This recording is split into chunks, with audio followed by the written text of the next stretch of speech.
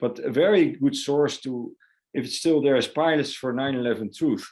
And they have a brilliant analyze from the 4 different cases on 9/11 with computer models, videos, documents, and they came up with their analyze and had 50 questions or more questions for the different agencies about what happened there, because this is not possible, but never was being answered, of course, it's being ignored even. But it's a really good source to look into if you want to look what's happened on 9/11. This Pilots for 9/11 too, because they don't go in the question who did it, why did they do it. Yeah. They only look at it from a flight technical and a flight operational perspective, and they come to the conclusion this is from that perspective impossible. It's not, cannot be done. Cannot. It's just you know, you have a flight envelope within where an airplane can maneuver in, but if you're outside of the flight envelope, which is just a statistic, it breaks apart. And these planes were flying way out of their flight envelope, and that's just ridiculous because it disintegrates at certain speeds, certain, you know, certain center of gravity, certain altitudes. The plane doesn't fly anymore, and supposedly they were flying with these kind of conditions and doing these maneuvers by completely inexperienced pilots, which is just ridiculous notion. But it's a really well source. I don't know if they're still there with their website and everything, but you can look it up as a good source for it. So friends, everyone here, did you hear that the 9/11, what happened 9/11, it's impossible run by a pilot that only have 1 year experience. Is that they have to have a more experience with that. Well, then also you couldn't do it. Even by very experienced pilots couldn't do these maneuvers. No one has ever managed, as far as I know. No one has ever managed. So who ran the pilot then? Who was the pilot?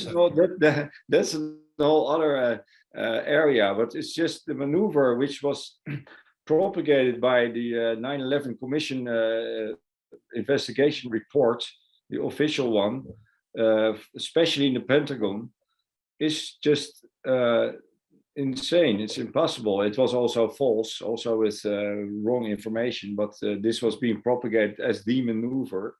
But really experienced pilots who tried to do this, or test pilots, military pilots tried to do this maneuver, came to the conclusion that this is impossible, and especially by a guy who was not even capable of landing a Cessna, a Piper Cessna. So, but just as a little extra detail when it comes to the planes, because 9/11 is so multi-layered, a massive operation, and the official story is there's not a single word that is true anywhere in this whole thing. But for instance, all of these phone calls that was made from the planes, is that correct, Willem, that at that point the planes did not have the capacity to with these phone calls? Yes, that was another thing as well, with these phone calls being made for a long time. That is impossible, technically impossible. Back then, especially, you lose reception after 1,000, 2,000 feet, and they were flying higher than the speed of sound at 30,000 feet, and had a really good contact. These are all issues. That's another good documentary. That's this guy who made this documentary, Italian guy. I forgot the name. Oh, so it's also fabricated, the phone call, right? So everything is fabricated. Everything, well, in the official story. So the commission who investigated have no answer until now. Only say that it's impossible to have a maneuver like that.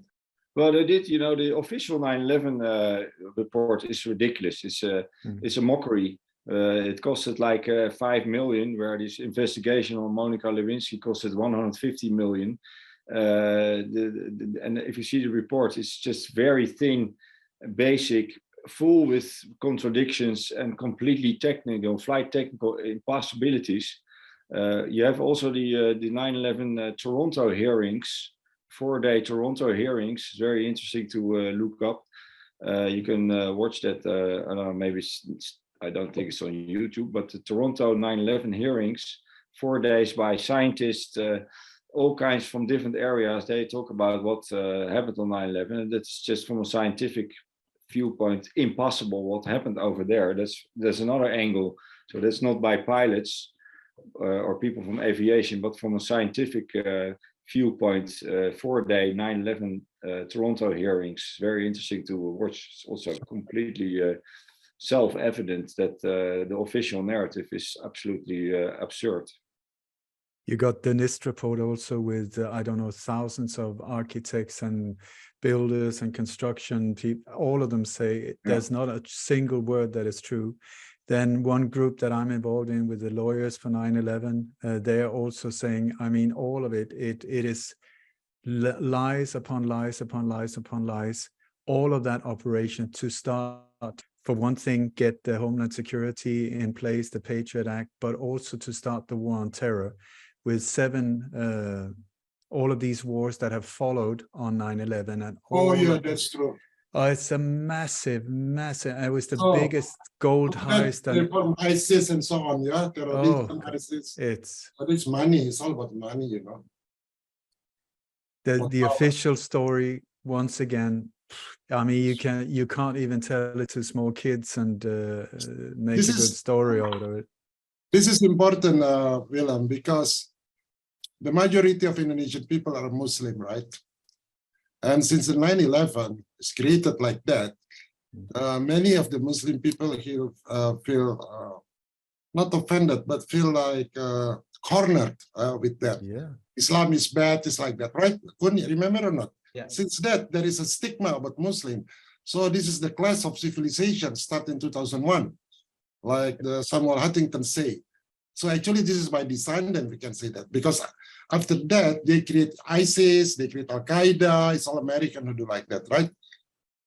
So you're old enough, Willem, you know this, and you can analyze that. What wisdom you get from this about the world? The burning world, I can say, the burning world.